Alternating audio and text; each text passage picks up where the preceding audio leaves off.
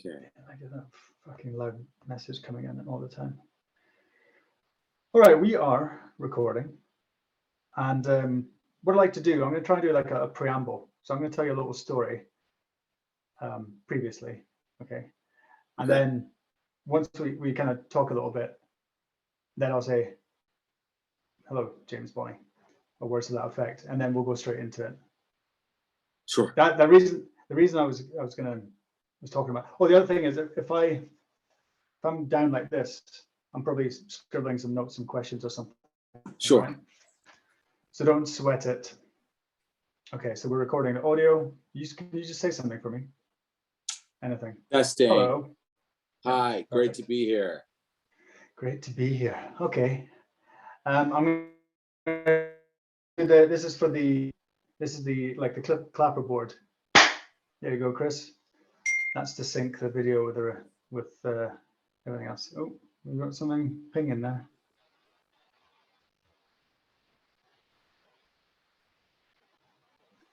Is that on mute? Well, good. Carry on. Okay. All right. So, James, I've got a friend who works on super yachts. This is us going, by the way. You ready to go? Okay. Yeah. Chris will start from here. So I've got a friend, James, who works on super yachts. He was a ship's captain on working for rich guys with huge yachts. Yeah. And he was because I was. Have you been on a super yacht before? Crazy question. Define super. I've been on some pretty big ones.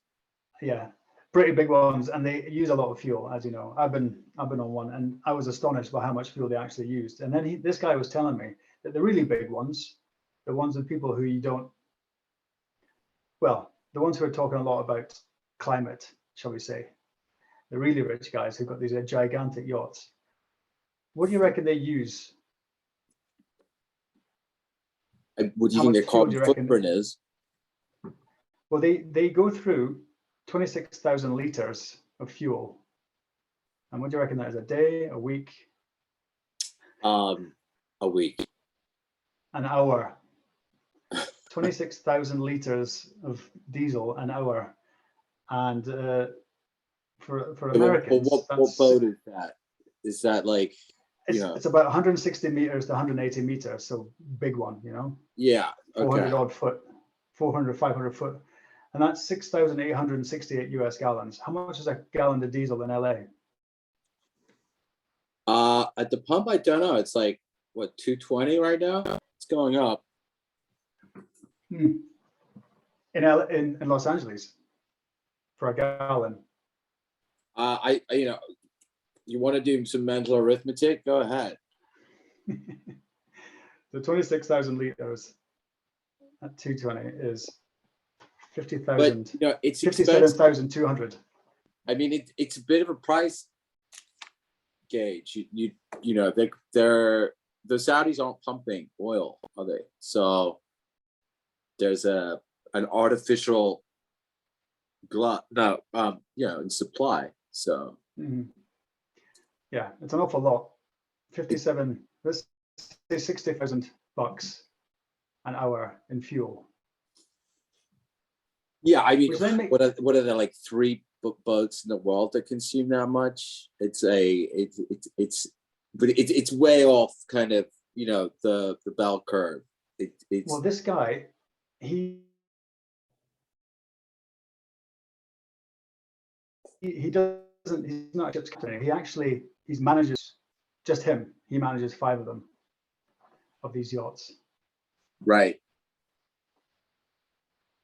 And I just think, anyway. Right, so we're going to go, actually, that didn't go quite like I planned, so we'll just go from here. Chris, we'll go from here. All right. I thought you were going to go, holy fuck, 20,000 liters, Jesus Christ. Oh, you trying to trigger me. So I was trying to trigger you. I was trying to get you going there, but you didn't fucking bite, did you? Like I'm not your classic kind of lefty kind of, hippie sort of, I definitely got a bit of hippie in me, but I'm also part capitalist, and I understand this whole idea about degrowth and like cutting down on energy it's nonsense. It's like the race our society needs more energy to do bigger and better things with the technology we're building, not less. So it's just where we get energy from. No, that's a good place to start. James Bonney of Superforest.com. How you doing? I'm good, mate. Thanks for having me on your pod. Yeah, I'm an investor, multiple founder, avid Bitcoiner, lover of life. And Superforest was an attempt by a friend of mine and myself to make taking climate action fun. And it's a very big question mark over whether we're succeeding. Some of our experiments are going really well and some of them aren't. So it's interesting data though. All right, well, go for it. Well, hang on, let me try and put it into context. Superforest is, what your plan is to plant as many trees as you possibly can, in a nutshell. We wanted to catalyze the ecosystem restoration, the rate at which we are chopping down, like the Amazon, especially in the last few years, means that you have to assist. It's called assisted regeneration. Nature has a fantastic natural regeneration rate. If you leave a field, it'll be rainforest in like 15, 20 years in the tropics. But we're getting rid of it faster than the rate can compensate for. So it's helping it. And part of it's also just there's a lot of climate anxiety, I guess, especially in sort of this aggravated sort of mental health epidemic that was one of the byproducts of the pandemic, and people were already freaking out about climate. And it's like, I think it's interesting because like people like to freak out about stuff. So how much of it is just like finding something cool to freak out about that no one can solve, so you can keep freaking out about it? It's so that, sorry, you were going to say something. No, I was just going to say, no, you just hit the nail on the head. It seems to me like there's always a panic in the pipeline in the media, and we're always being told that something bad's happening, whether it be pandemics. But this has been going on for ages. We've got pandemics, psyops. Oh, right. Now we're on the same page. So you got the climate scare, the pandemic scare, the hunger scare, the supply chain scare. You can't buy a new car. What else? What else is coming down the pipe? Well, I mean, you've got World War III now, haven't you? Oh yeah, that's a good one. Don't forget World War III. Yeah. But I mean, it's always good to look at someone like Elon Musk, who cares. He's building these amazing organizations, like SpaceX and Tesla, that are the best of what humanity is capable of. And he's not worried about the environment at all.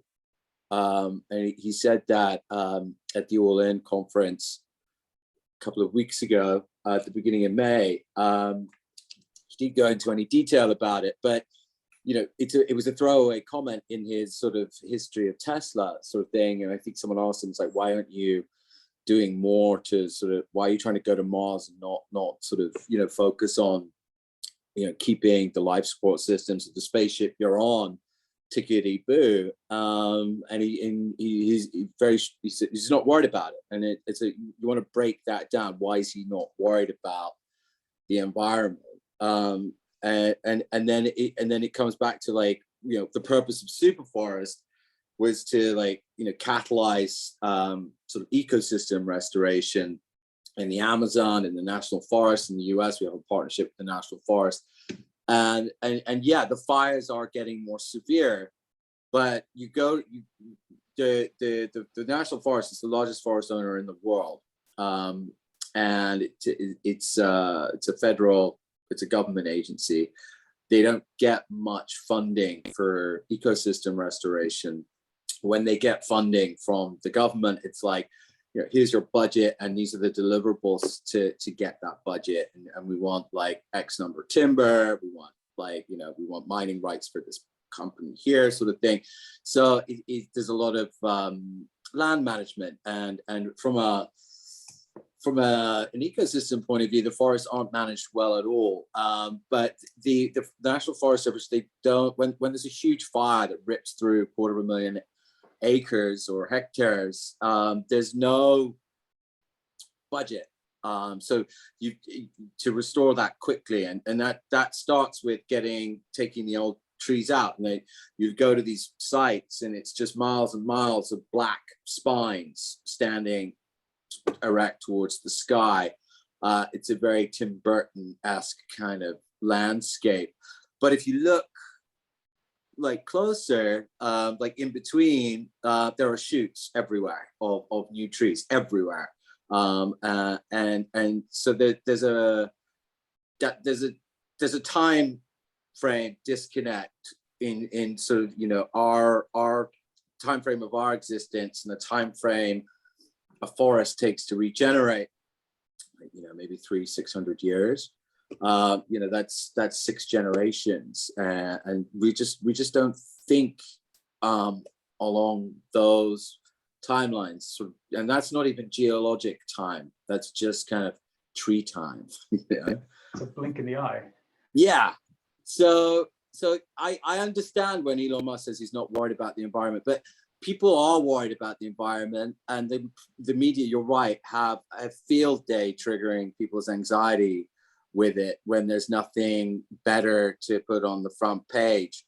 But there's a little, you know, it's a double-edged sword starting a company that's gonna figure out the business model for ecosystem restoration when you sort of get confronted with that larger understanding that actually maybe doing nothing and not interfering with the natural cycle and the natural regenerative capacity of nature is the best thing to do, but also, like, you know, rather target your energies at a legislative level to make sure bad actors can't come in and cause huge amounts of damage, like whether that's to the landscape or to the atmosphere, without paying a price for it. And a lot of ecologically focused and career-oriented professionals are pretty much there. And it's like you can plant trees all day. Like, if you don't change the legislation about, like, you know, what can and can't be done in your backyard, like, that's, you know, it's going to carry on happening. Well, you know what? This is something I was reading about, that when the first kind of Europeans, well, I'm talking about the generation of the kind of Christopher Columbus after that era, when they arrived in North America, what we now call the United States, they were amazed by this pristine forest. It was amazing, you know, it was very well, you know, nicely spaced out. It was looked like it had been maintained, and it turned out what the native Indians were doing was they were having controlled burns. So they used to have controlled burns, just a little bit of the forest at a time. And you think that's going to kick up a lot of CO2 in the atmosphere. But what it does is it takes down the weak trees and leaves the big strong ones, but they're the ones that actually capture all the carbon, or the large part of the carbon. Around here, because, you know, you've been a couple of times to where I live recently, and if you go into the woods, into the forest, they cut down trees and leave them, and there's a ton of underbrush, and basically there's dry fuel everywhere in the forest. So it's going to take one spark, and then the whole thing is going to go up. And, you know, there's a lot of real estate around here, you know, a lot of chalets and what have you, expensive ones as well. And I've asked a few people, why isn't there anything being done about this? Because one spark is always going to take for the whole thing to go. And to be honest with you, I'd quite like to have a forest to grow up in. I don't want to wait 60 years, because I probably haven't got 60 years until the forest is back. Do you know what I mean? And you're going to have this kind of, as you said, Tim Burton-esque landscape. I'd rather have good, well-maintained forests now. But I think bringing back controlled burning, I don't know, that's probably going to be a hard sell. However, the Forest Service, they do control burns still, but it's not, we don't live off the land, and we're not connected to it in the same way that the Native American tribes were. Both in North and South, Central and South America, they 80% of the trees in the rainforest bear fruit that is good for food. And there's a very, there's that whole Terra Preta theory. I think there's a book about it called 1492 or something. That the hypothesis is that the Amazon is actually a man-made garden that was built over. I heard that. Is built over generations by and they would take like last night's fire every morning and go and like scatter it around the camp, and that gave that gave all the bacteria and the mycorrhizal fungi and all of that was given nutrients to make the land incredibly fertile, which it's not normally. But the Amazon is absolutely fascinating. One of my favorite facts, apart from that, which is an amazing hypothesis, and there's a lot of evidence for it, is that did you know that the Amazon River used to flow east to west until the Andes popped up, and then it changed. I heard that the Andes went up really quickly. They did go up pretty quickly, in geologic sort of time. I mean, millions of years. But for when a mountain range like that goes up, like when the Himalayas go up, it changes the carbon cycle. It even like on a micro degree level, it changes the orbit of the planet, because suddenly you've got weighting like on one side of the planet that wasn't there a few million years before, and so that's the carbon cycle is incredibly complex, and it starts with the orbit of the planet, and the little wobble, the 23-degree wobble that creates the seasons, that changes over time. But my favorite fact about the Amazon is that there's a huge, I don't know if you've got Saharan dust on your car in sort of February, March this year, but that dump, it actually goes up from the Sahara over and then dumps onto the Amazon rainforest, and that's where a lot of the fertile soil comes from, because that's all dead sea creatures, that sand, and it's very fertile, and it's one of these cycles that you don't know much about, but that there wouldn't be that magnificent air river over the Amazon without that dump from it's all connected in this cycle of life. But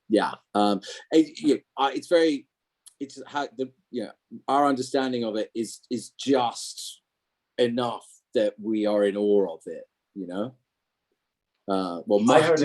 Mine is. Well, I heard a good one, and the whatever geological science guy it was, he was talking about this, and he said about the Andes that he said it went up remarkably quickly. I don't know how they can tell this, but they can. And he said that it's almost like something hit the earth and it kind of stalled the earth on its spin just enough that, when you go around a corner and you're holding a drink in the car and it sluices to one side, and that's what happened. The rock, the whole of the continent of South America just kind of sluiced across up the side, and it kind of formed the Andes super quick, which is why there's that one big spine all the way down South America of the Andes. So he reckons it was hit by something from outer space, like an asteroid or something. I don't know about that, but it's another cool story. But the Terra Preta thing you mentioned, so Terra Preta is, the people have tried to reconstitute or make it, but no one knows what it is or what it was. But there are reports of people taking the soil from the Amazon, taking it to places where the soil isn't very good, spreading it around, and it generates fertile soil. Just from that, just a little bit will generate a lot of fertile soil. And wouldn't that be great to have that stuff back again? Yeah, well, I mean, it all starts with the organisms like in the soil. There's when you pick up a handful of soil, there's millions and miles of fungi sort of like in the palm of your hand. It's all quite remarkable when you start to really understand like how the forest works, how the trees talk to each other and protect each other and help each other grow and share nutrients on like through the fungi. The sharks were around before trees. Not a lot of people know that. I've won money on that fact. There were mushroom forests before, like basically seaweed came out of the ocean and through a symbiotic relationship with fungus, with mycorrhizal fungi, was able to stay on land, and that's kind of how the first plants and trees sort of got out of the sea. But 71% of the surface is ocean, baby. It's like, when you talk about restoring ecosystems, obviously, the stuff that we live on and drive around is super important, but most of the action's going on under the waves, and we don't know much about it. Oh, yeah, I'll pause that there for a sec. Sorry, my Okay, my robot Hoover came in. That's okay. Robot Hoover. Okay. Yeah, we can cut that bit out. Don't worry. 2151. I'll just write that down. Hang on, and we'll carry on. We'll carry on from here. Yeah. So we better talk about Superforest for a minute. Then we can come back and talk about other stuff, because what I find interesting is that you're trying to incentivize people to pay you to plant trees. Well, we're trying to make it fun. We're trying to gamify it. So we're bringing sort of the principles of gamification to like a user experience. What we found through trial and error was people love gifting trees to each other, like on their messaging apps.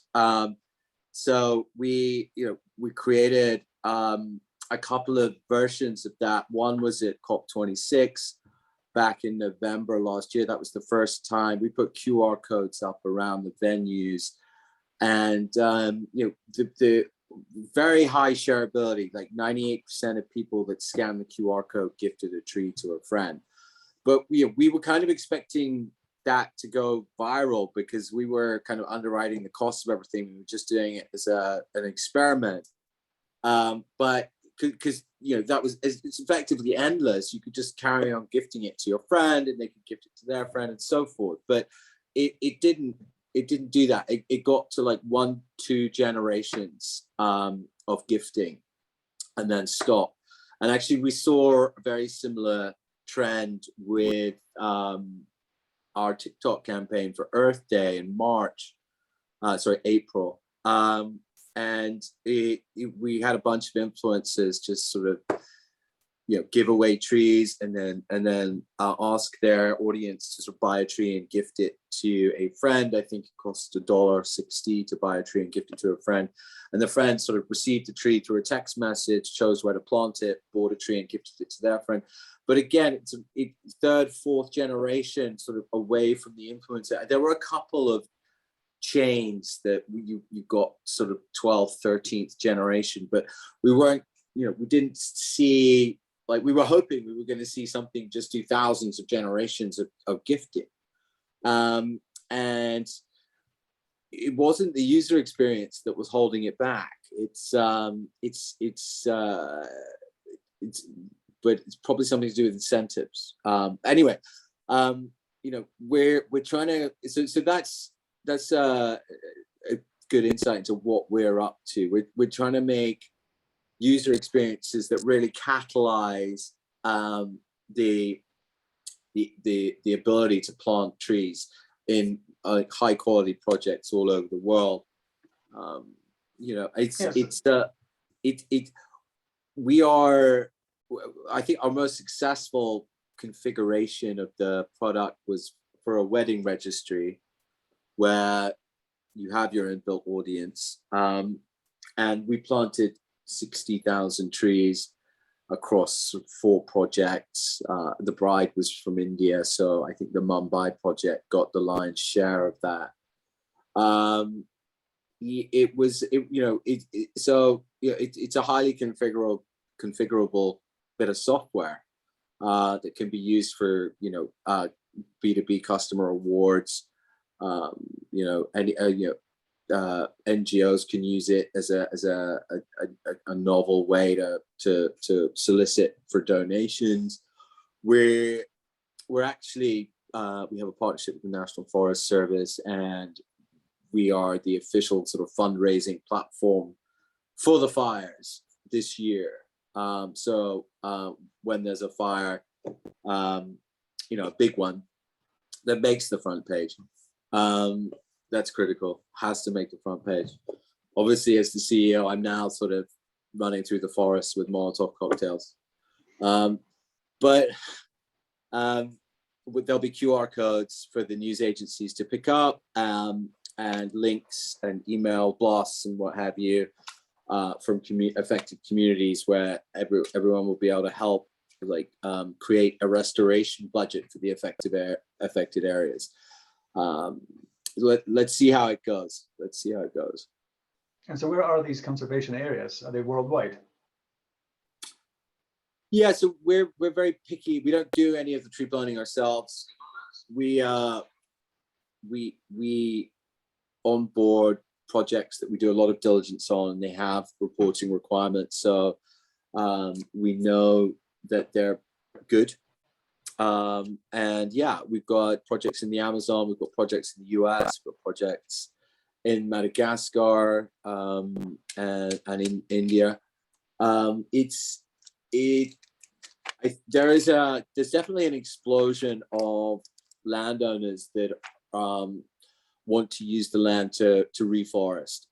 It's happening at a sort of private landowner level. It's like just a few acres. And it's happening at, like I think the UK government is currently incentivizing farmers to stop farming. Well, that's what could go wrong there. Oh, nothing, just famines. Well, actually, I've had one guy on who's a regenerative farmer, and he's doing great work. A friend of ours, and another guy who's into rewilding in East Anglia, in the east of England, and they both are coming from the right place, I think. But it's just a case of scale, isn't it? So when you do the regenerative farming, organic farming, whatever you want to call it, trying to improve the soil, then the yields go down. But that's I don't know, but there's a trade-off, because if you only got a certain amount of soil that's going to give you, let's say, another 60 harvests, then you've only got 60 years worth of food left. So you've got to do something about the soil anyway. So you have to figure something out, is what that's what I got from both of those conversations. But I really like the idea of planting trees, though. That's pretty badass. What about bringing back wolves? Have you thought about that? Well, super wolf. They did that very successfully in Montana, and certainly when it comes to deer, I mean, if you look at Scotland, which is, you're Scottish, aren't you? No, yeah, no trees in Yeah, the so highlands. I mean, there's a couple of islands like in the locks that are still forested because the deers can't get there. But like, you know, I think, I mean, Scotland used to be like the lower boundary of the boreal forest in Northern Europe. They used, I mean, it's like 30-40% of the landscape was covered in hazel and birch. It's all gone from and you know, when the wolf goes, the deer populations explode, and that's not good for young trees because they get eaten by the deer. So you absolutely need a predator. I mean, Scotland used to have lynx and wolves keeping the deer populations in balance. So yeah, I mean that's what predators are there for. I know. I can't imagine. Well, I mean, I could imagine. I don't think it'd be a particularly good thing to bring back wolves, but there is a guy who's trying to do that, and I'm trying to get that guy on. I have to chase that one up. I mean, if you need to control you know, a deer population, it's the best thing. I mean, Scotland is a great project to reforest because it's literally got no fucking trees right now. And Yeah, you know, and no, people like, most you know, of the country, there's no one there. you know, and it's like, well, you know, you should have seen it when it had trees. I mean, it's before all our times. We've never known it, but you know, the boreal forest should be there, and it's not. And do you have any projects up there? No, we don't. There are. Yeah, I think half the estates in Scotland are for sale, or something silly like that. So, you know, I'm just, you know, waiting for, you know, billionaire status, and then I'm going to buy up a few of them and put some trees up there. Well, you're behind the curve because you know the guy, you know, I think it's ASOS.com. I think it's a clothes website. You buy clothes. Oh, the fashion site. Yeah. So the guy who owns that, a Danish guy, he's bought a fair few very large estates in Scotland. And his plan is over the next 300 years or so, so he's looking ahead, is to rewild the highlands, is to bring back the trees. I forget the guy's name. I should know that. But I listened to a podcast there with are him people quite doing recently. that. Okay. But yeah, you know, Okay. I mean, there's only so much you can do, right? You talk about scalability. It's like that's fantastic. And yeah, I knew about that guy. I think he's doing fantastic work. But it's to do something at scale is you know, I mean, the Queen's Canopy was a Jubilee effort to do something at scale, but they had a very, it was I think managed by the Woodland Trust, and they had a very sort of convoluted application project process, as the Brits always do. And so I think it was more, I don't know how many trees the Queen's Canopy actually ended up planting, but you know, the Woodland Trust does fantastic work. It's just it's not at scale, and I think a lot of land over this century is going to free. It's not going to be zoned for agricultural use because of the innovation that's happening in food production right now, like cellular fermentation, you know, lab grown proteins. That's all going to become very competitive in the next 15 to 20 years. And that's where you're going to see huge amounts of land just not being farmed anymore. And so there's an opportunity there to assisted regeneration sort of projects that to put the forest back, because I think the UK has less than 1% of its sort of old growth forest left. You know, and it's kind of the difference between like whether your country had a naval era or not as to like how well its forests are doing. Like I think Romania has the best forests in Europe, never had a navy, and you know, the US has some of the best forests, and I don't think it had a navy either. Nothing, yeah. And it's also massive. It's massive, yeah. But we're getting through it. We're getting through it. Yeah, but the US Navy, they kind of came along towards the tail end of wooden ships, into the era of the metal ships, whereas Britain, they were using, well, that's where all the wood went, wasn't it? They That's deforested it all, cut it all down, and Yeah. used it for the good old Royal Navy. But I mean, yeah, that's an awful lot of trees. It's a hell of a lot of trees, and they're all gone. And you know, Ireland used to be covered in oak. It's gone. And it's like the barren landscapes are not natural, you know, and it, you know, the trees are, you know, the trees are, it's a different kind of intelligence, but I sometimes think forests are like that kind of hive intelligence of the forest is like one of the smartest minds like on the planet.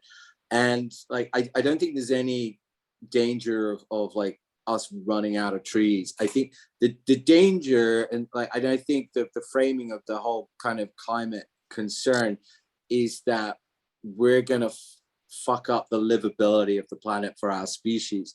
Like the planet's always bounced back from every extinction event, from every ice age. You know, 600 years after the ice retreats, like there's forest everywhere, and it's great, you know. But it's like, so it can't be worse than an ice age, right? The humans, or a meteor impact. That's or a meteor impact. That will ruin the planet's day. I mean, but then, I mean, by that stage, that's it. Everything's gone, and you're basically starting from scratch. Pretty much everything's gone. Did a podcast about that. So you mentioned before, we were chatting. Oh God, probably during the winter time, sometime. But you mentioned the fact that you used to have giant redwoods all over the world. I don't know when the particular era you were talking about, but I used to live in Northern California when I was a kid, and there were Amazing. the redwood forest there. They're very famous. And I remember the guy, the ranger, the park ranger or something, saying that they only grow here because of the fog that comes in off the Pacific, hits the hills there, the mountains, and it causes a fog, and that's how they get their water, their moisture, because they've got very shallow roots. Apparently, and this is what and I could be completely wrong. But he said they only grow there, and then but then when I went back to the UK, I went to a castle that somebody's, one of these, National Trust type castles, and they had these beautiful gardens and stuff. And I remember just seeing this gigantic redwood tree, and I remember the guy saying they don't grow anywhere else. But then since then, I see them all over the place. I've seen them in Switzerland, I've seen them in Spain, I've seen them all over the place. But what was interesting, and you were going to tell me about it, but you didn't, because I thought this would be a good subject to talk about on the podcast. So we've been waiting about 6 months. So it better be a good story, James. I mean, the redwoods, any successful tree species, given enough time, will get everywhere. And the redwoods did that. But along comes the ice, and the forests just, they perish, they freeze under the ice sheet. And then your Northern Europe and northern North America was sitting under like 2.5 miles of ice for like 150 million years. I think the last ice age. I don't quote me on that, but it's a long time. A couple of thousand. No. It started about, I think it started, anyway, let's not get a long time. It started about 150 million years ago, and it ended about 11,000 years ago. That could be the pulse of that could be like the ice age, including all the pulses, or just the last ice sheet. I'd need to look it up. But the thing pulses. And when we're, technically, when I was at school, it was like, oh yeah, we're overdue another ice age, so get ready for the glaciers, and winter is coming. That was what my geography teacher literally used to tell me. So yeah, but we are still in an ice age right now, because there's ice at the poles and there's ice in the mountains here all year round, and I'm it's not me saying that, as widely recognized that we're still in an ice age. We're coming out of one. In fact, there was one. Have you heard of the Molar Minimum? You heard of this one? Yeah. About 250 odd years ago, when everything got really cold. And that's why you see all these paintings from, these Dutch guys and there's ice fairs on the River Thames. And it's all freezing cold. And that we were just coming out of that. And that only stopped around 1850, 1860. But that was a volcanic eruption. Yes. Well, I mean, there was something that caused it, and it lasted for about 300 odd years. So it was a huge, I think it was Krakatoa, and it put so much ash in the atmosphere, it literally blocked out the sun. It's not for redwoods. Yeah. But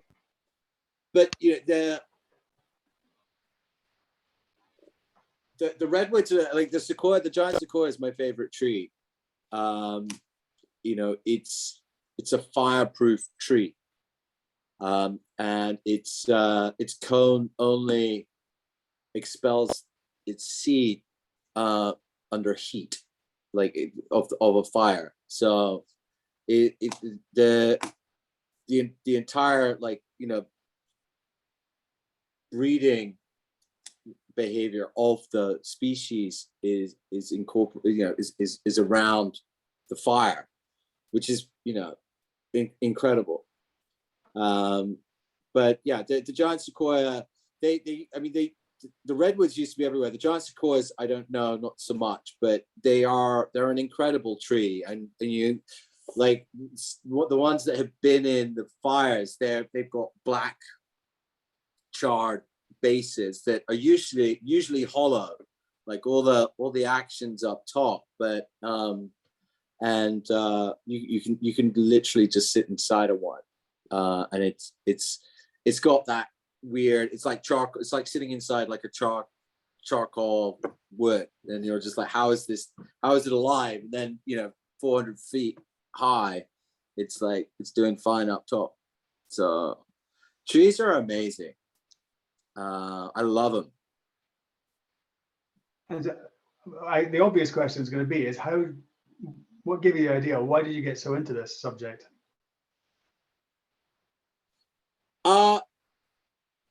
I mean, the motivation is to do something, to like try and use like whatever brain cells I have left and resources I have available, my network, to actually do something that's going to like move the needle in terms of impact. The reality is you may not need to do anything. Everything's fine. It's just how triggered you're going to get by the front page news. So I don't know if misguided is the right term. It's a very well-intentioned effort to create sort of gamified ecosystem restoration. It's an interesting story. Like we were going to be like a full-on forest sim at one point. We had like a sandbox world like spun up like on the Unreal Engine.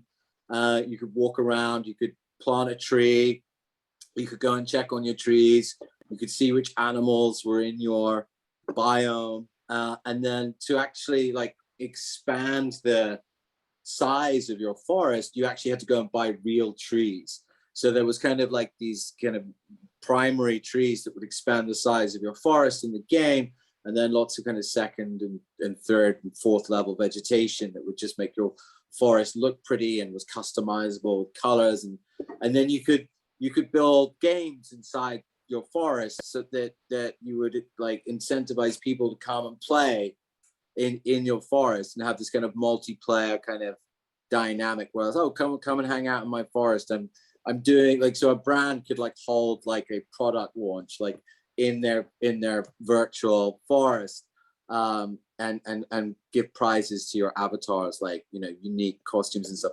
So it was all very kind of metaversey for the first year and a half of its before the metaverse was cool. This is way before Mark Zuckerberg's like keynote on the metaverse. But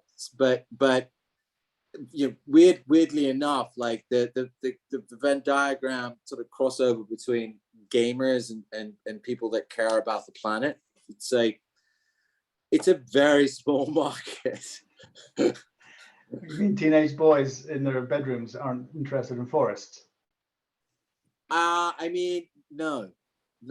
Well, the urban dwellers are probably And games have their own risk not. profile, and so you know, as a startup, we realized we kind of doubled our risk by sort of going down this route. So we pivoted into just like this gamified UX that can be just like put into like a very wide range of situations, like a customer award for a brand, like in an email, on a text message, on a QR code.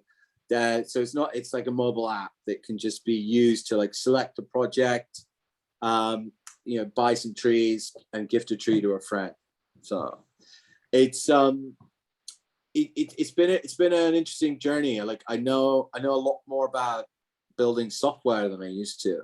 I also know a lot more about forests and the way the world works, and like not the human world, the natural world. And the conclusion of that journey, or like the approaching conclusion of that journey, is that life is just basically here to be enjoyed. It's like you don't have to do too much. Like, yeah, be of service to the people around you. Make sure that your community is happy and not suffering too much. But you can't change how bright the sun shines. So like, don't lose sleep over it. That's wise words.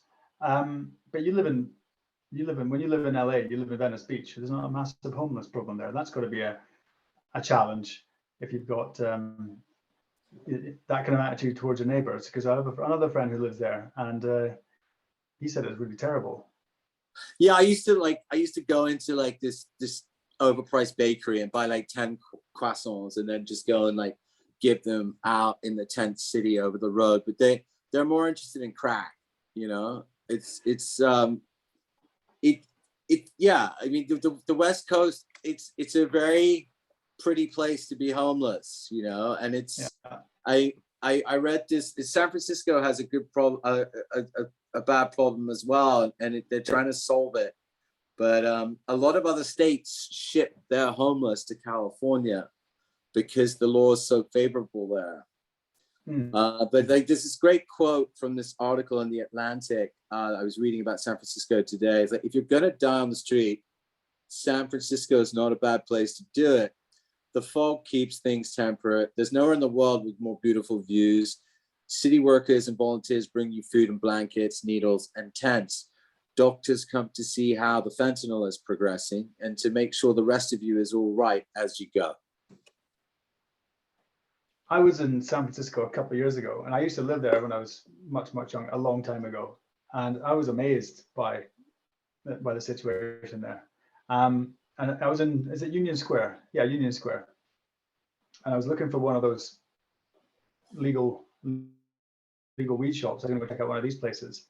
And so I went off Union Square, which is very commercial, very kind of touristy, a bit like Piccadilly Circus or something in London, one of those kind of places. And I went probably not even a block out, maybe a block or two. And there was a woman walking towards me, and she had a kitten on her head, right? I'm not making this up. And there was a guy walking alongside her filming it, and she didn't notice it. I think that she was clearly had mental issues, and he was walking along filming it, smiling, saying, "This is quite weird," and it's also quite cute because she's got a cat nestled in her hair, and her hair was a bit untidy. And the woman saw him, started screaming at him, and spat in his face. That guy ducked. I got some in my face and some in my mouth. That was a homeless person, a complete, it's very sad.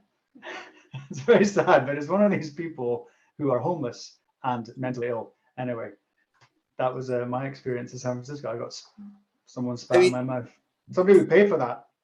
San Francisco has always been a place for the aspirational, you know, of all walks of life. You know, it's always been a little wacky, and that's what makes it such a great city. But I think is it now a failed city, and is it recoverable? I think that's you know, that's the question that everybody's kind of asking right now.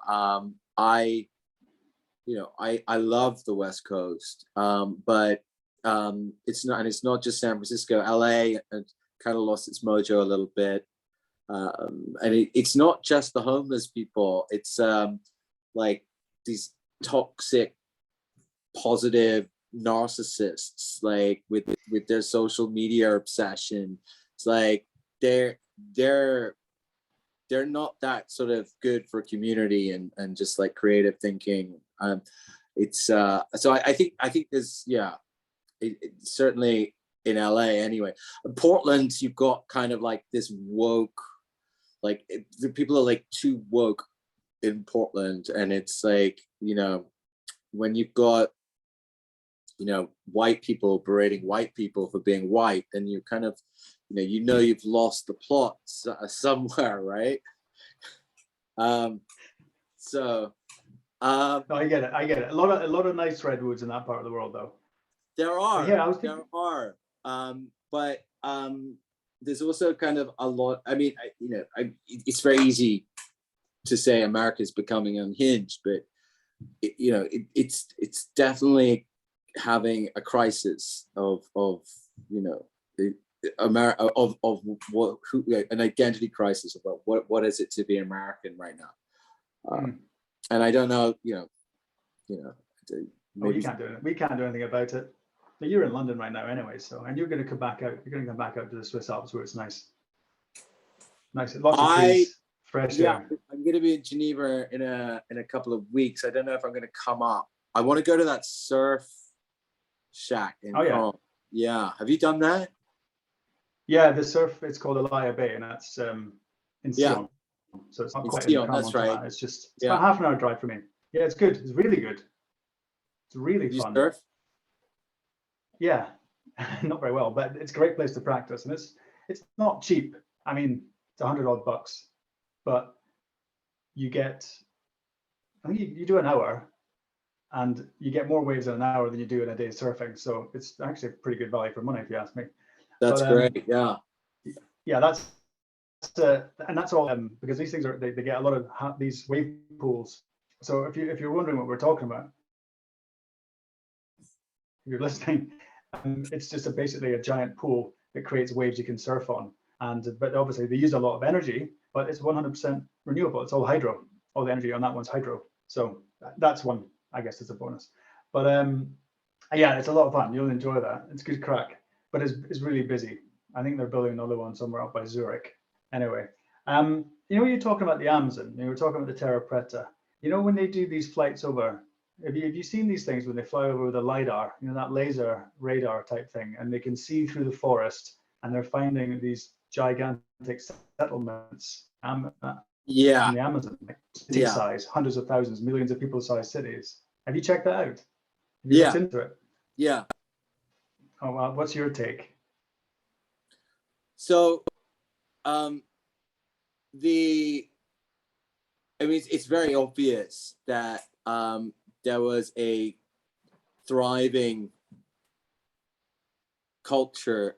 There were cities, there were villages, they were sacrificing their hottest women so the sun came up tomorrow, which is, this kind of mimetic kind of catharsis, sort of gone to crazy extent. But a very interesting culture. I'm very in touch with the land. They knew a lot more about the forest than we probably do now. I think it was like, was it before Columbus? Like someone went over there with a few pigs, and that literally, and then by the time Columbus got there, there'd already been massive population decimation because of the European diseases that they had no no immunity against. That's the theory. Yeah, anyway. Yeah, but they've no idea how old they are, and it's only just been discovered. It's one of these things that I really like. I'm very into the kind of the pre-last ice age civilization, which we don't really get taught about at school. And the more you kind of read it. I mean, the glaciers didn't get that far south. No, they didn't. Absolutely didn't. No, but whatever happened, you know, the flood and the whatever happened, there was a cataclysm, and it caused a mass amount of death. But you were talking about the Terra Preta, because flood in South America. No. Well, it was a worldwide flood, but only in the coastal areas. It wasn't really like the whole. You know, it wasn't. No, I don't.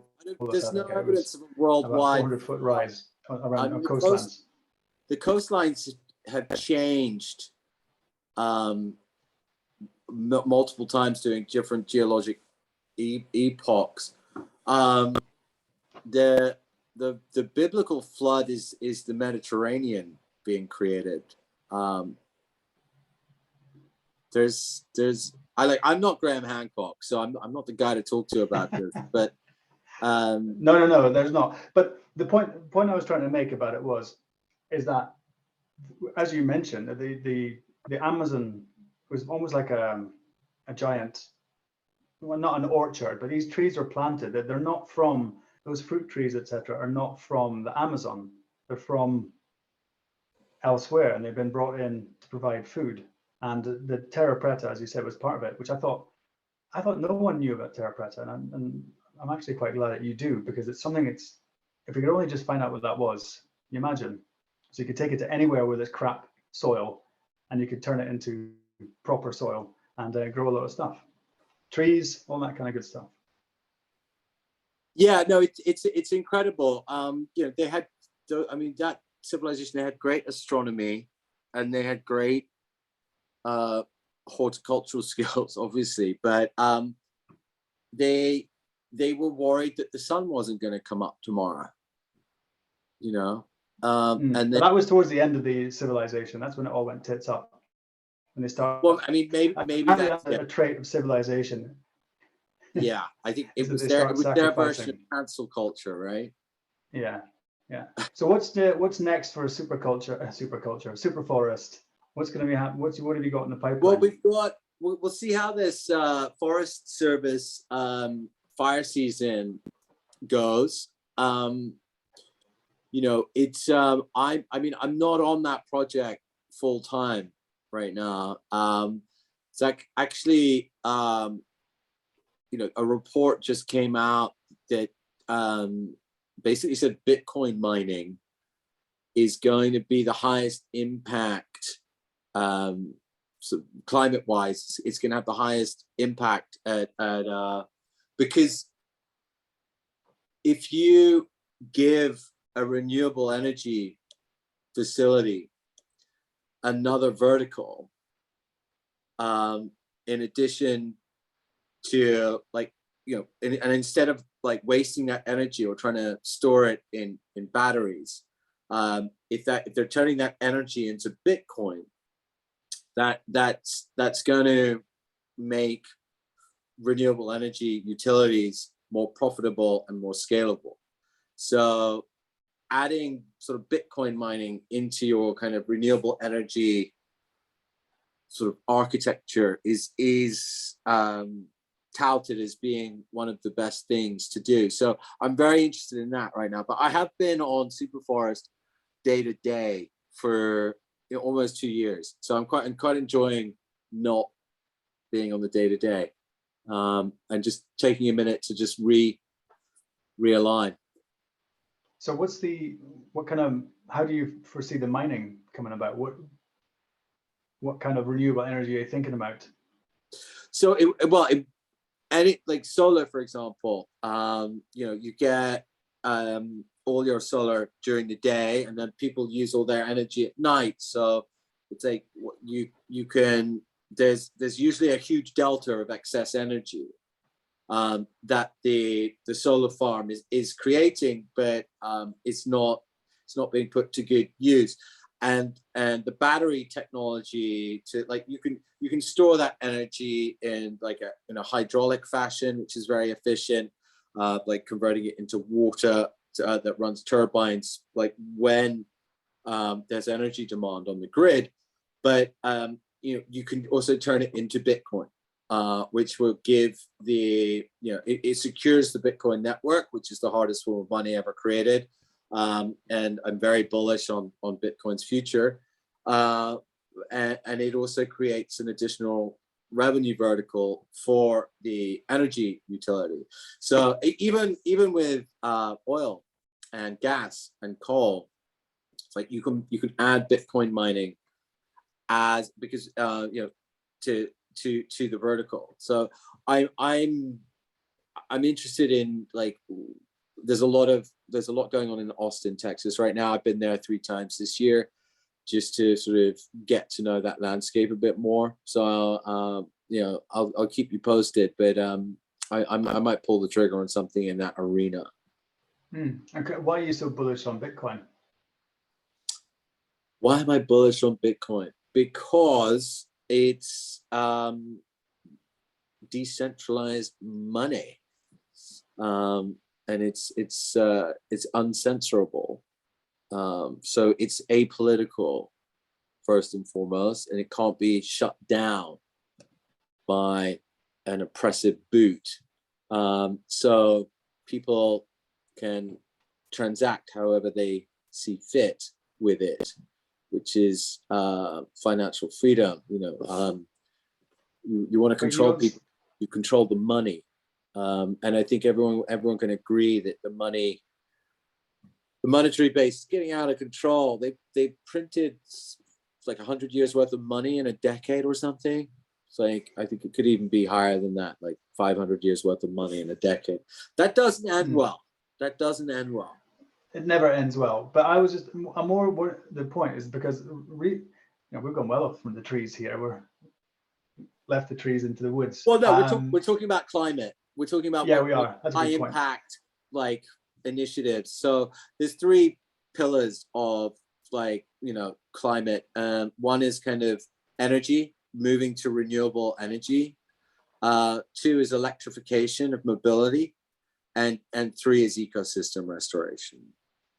Now, the ecosystem restoration bit is the least funded by venture capital, but it has a regeneration rate. It was like nature's doing its thing. It's okay, and then you can complement natural regeneration, assisted regeneration, but it's and then obviously there's been a lot of VC money go into Tesla and electric mobility and the electrification of scooters. Like scooters are now everywhere, and like that's a fast buck, easy way to make $1 billion is to launch like a scooter facility in your local city.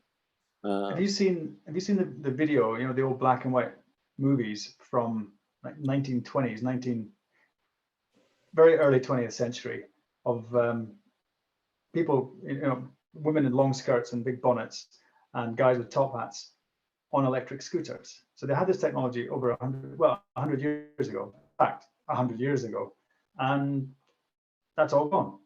What the hell happened there? I mean, if you were a conspiracy theorist, you would say that some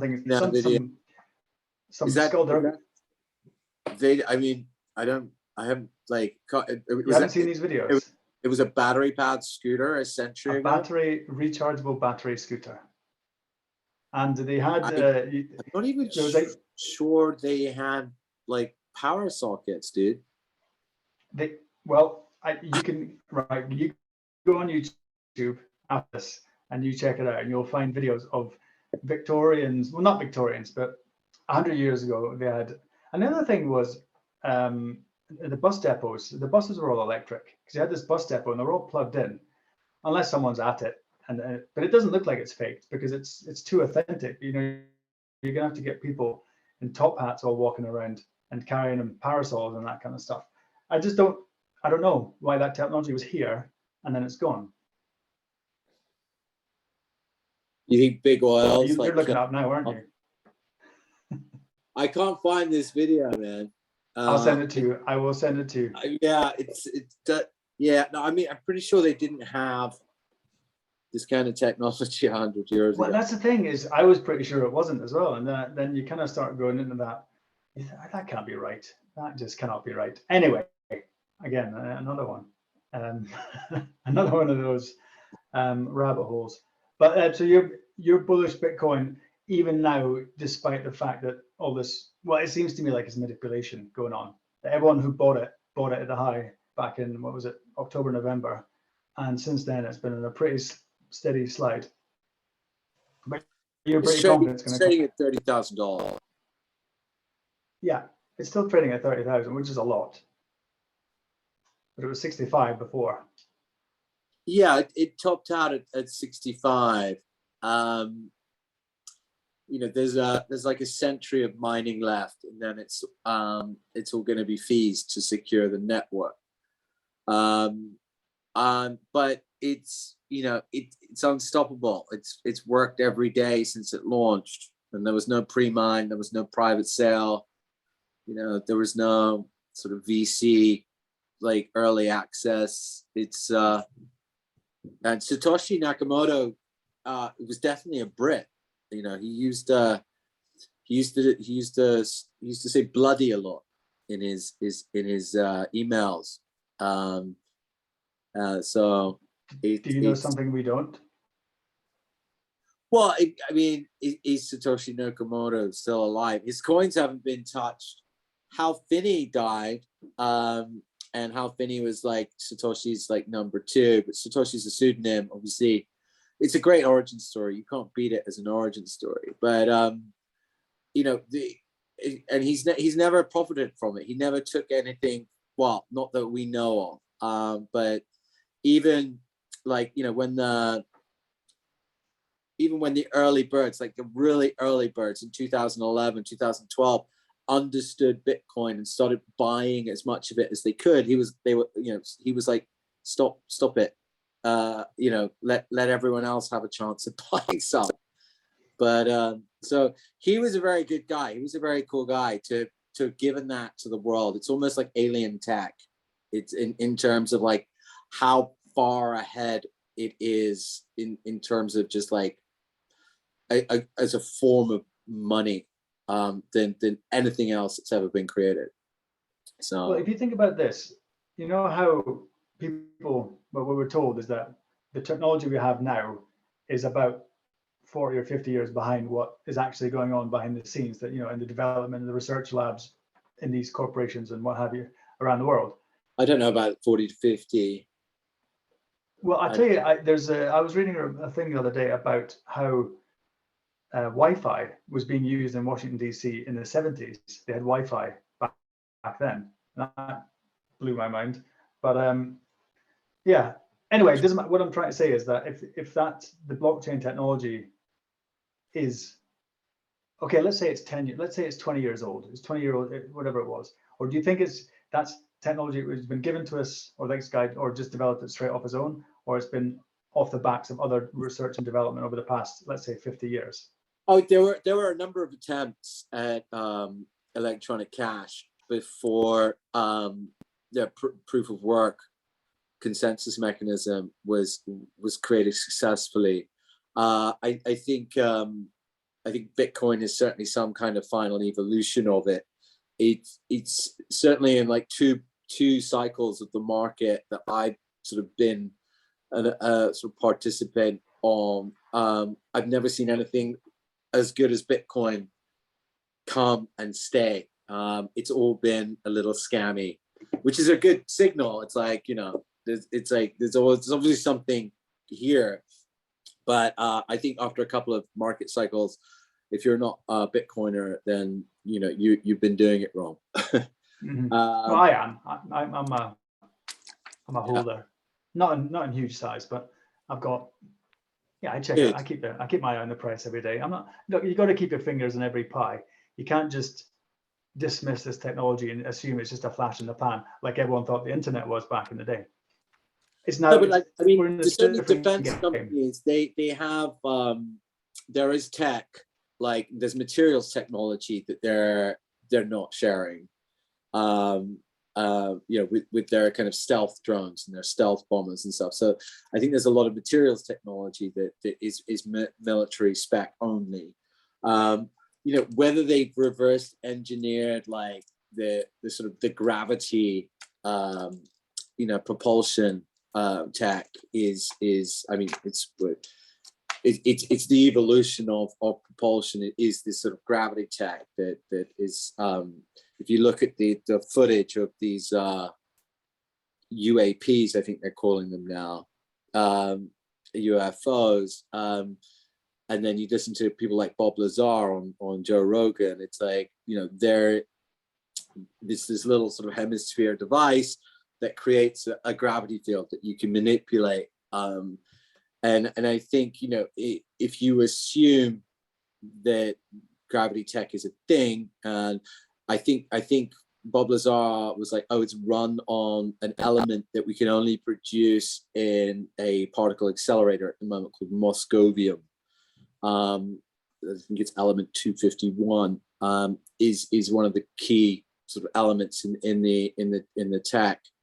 And we haven't been able to create a stable chamber, a stable state for it yet.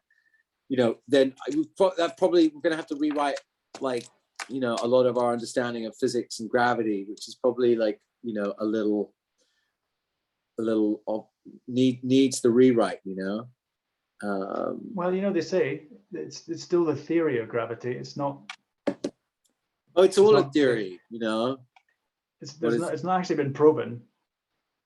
Aristotle said a bunch of stuff that was wrong. Galileo and Newton kind of fixed it up a bit, and Einstein broke everything, again, and now we think we've got it all worked out, except for dark matter, dark energy, quantum mechanics.